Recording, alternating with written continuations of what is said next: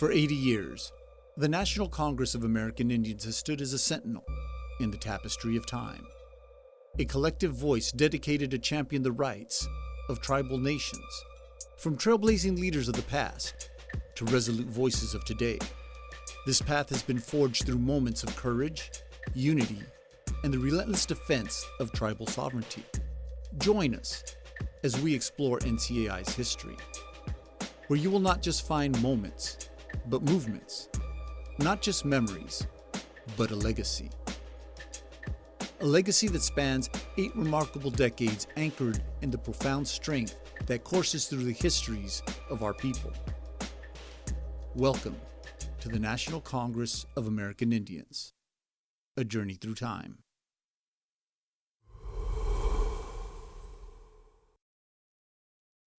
Our story begins in the 1940s, a time of rapid change that created a turbulent political and social landscape across the nation. For Indian country, it was no different. World War II was in full swing, and the shadows of the Great Depression lingered.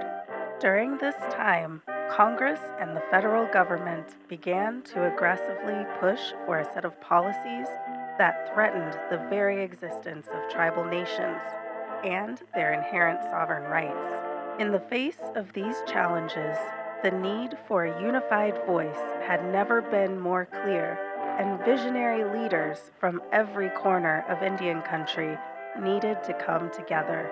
So, in 1944, Denver, Colorado became the meeting point for these strong advocates, all bound by one shared purpose.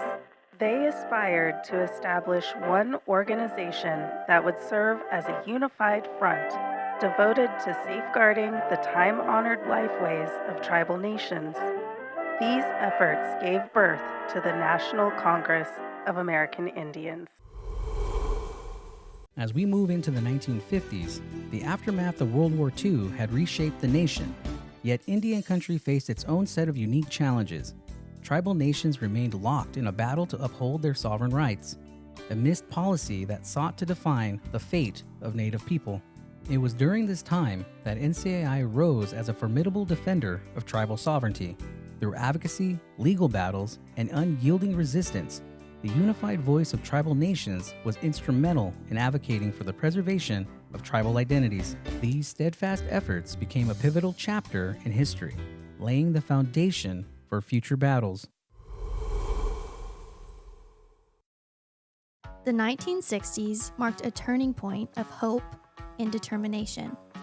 The civil rights movement was reshaping the nation's social fabric, and while most of the country was concerned about equal rights and inclusion, tribal nations fiercely defended their right to remain separate and distinct as sovereigns.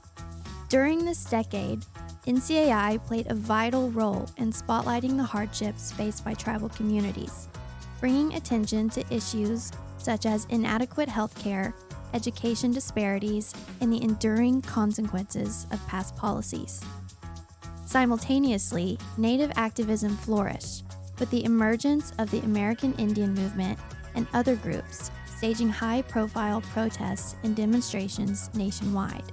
Through the power of unity and collaboration, NCAI became a driving force behind federal reforms aimed at addressing these long-standing challenges, and its role as a unifying influence continued to provide a platform for Native voices and issues to take center stage on the national front.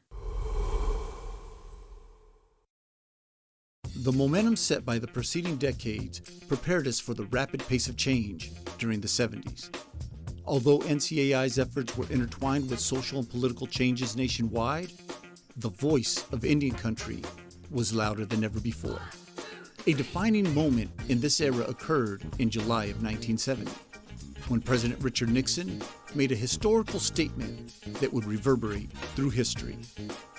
President Nixon took a firm stance against the harmful termination policy, and for the very first time, unequivocally endorsed a self-determination policy.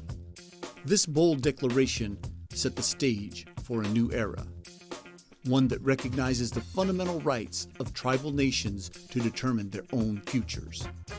With swift support and advocacy from NCAI in 1975, the policy was given permanence as Public Law 638, the Indian Self-Determination and Education Act, following closely the Indian Healthcare Improvement Act of 1976, and both the American Religious Freedom Act and Indian Child Welfare Act in 1978.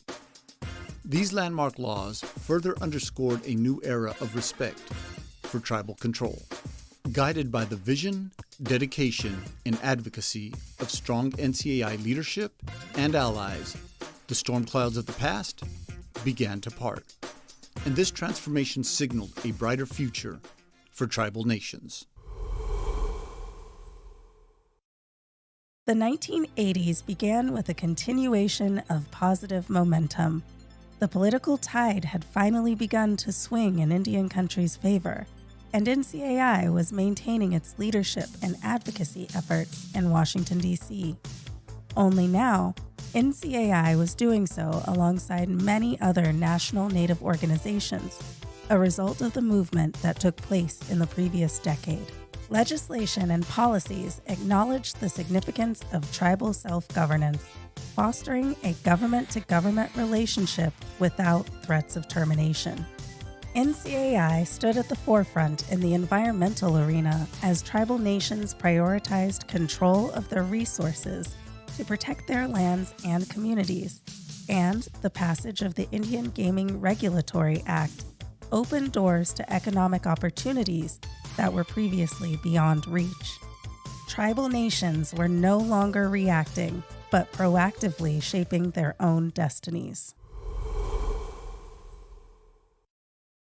Following this proactive push for tribal sovereignty, the 1990s saw NCAI continue its relentless advocacy on Capitol Hill. The early 90s witnessed the passage of several critical pieces of legislation, such as the Native American Language Act, the Indian Arts and Crafts Act, and the Native American Graves Protection and Repatriation Acts. But every stride forward came with new challenges. The spread of HIV and AIDS across Indian country was a stark reminder of the evolving threats faced by tribal communities.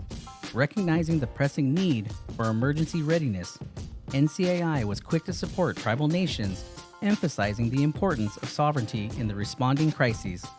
The NCAI Youth Commission was established in 1997, aiming to inspire Native youth to actively engage in advocacy. The Commission offered a platform for young voices to participate in leadership development and directly communicate their unique perspectives to tribal leaders on a national level. Toward the end of this decade, a watershed moment occurred when Native voters played a crucial role in preventing Senator Slade Gordon of Washington State from being re-elected in 1998. Gordon had a long history of opposing tribal affairs, but the strong turnout proved the power of the Native vote in major elections. These transformative developments closed out a decade of legislative victories and growing political influence for NCAI in tribal nations. Through the 2000s, NCAI continued to tackle new challenges while expanding its reach, marking a significant period of growth and evolution. However, the tragic events of September 11, 2001 reshaped the world, and Native nations, as always, stood ready to protect their homelands in a new reality. In 2001, tribal nations united to confront Supreme Court decisions that threatened to diminish tribal jurisdiction on their lands. NCAI expanded programmatic efforts, giving rise to the Tribal Sovereignty Protection Initiative, the NCAI Policy Research Center, and the Native Vote Campaign. History unfolded in 2003 as NCAI President Tex Hall delivered the inaugural State of Indian Nations Address, an event that fostered increased recognition and deeper engagement between tribal nations and the United States, setting an extraordinary precedent for the years ahead. Today, I am very proud to stand before you, the first ever State of the Indian Nations Address. The 2000s also witnessed shifts in the political landscape, with NCAI advocating for Indian country regardless of the party in power.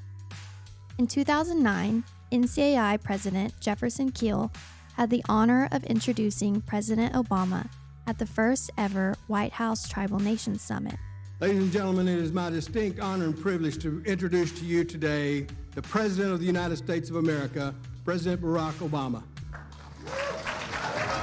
One particular achievement for NCAI occurred in November 2009 with the establishment of a permanent home base, the Embassy of Tribal Nations in Washington, D.C.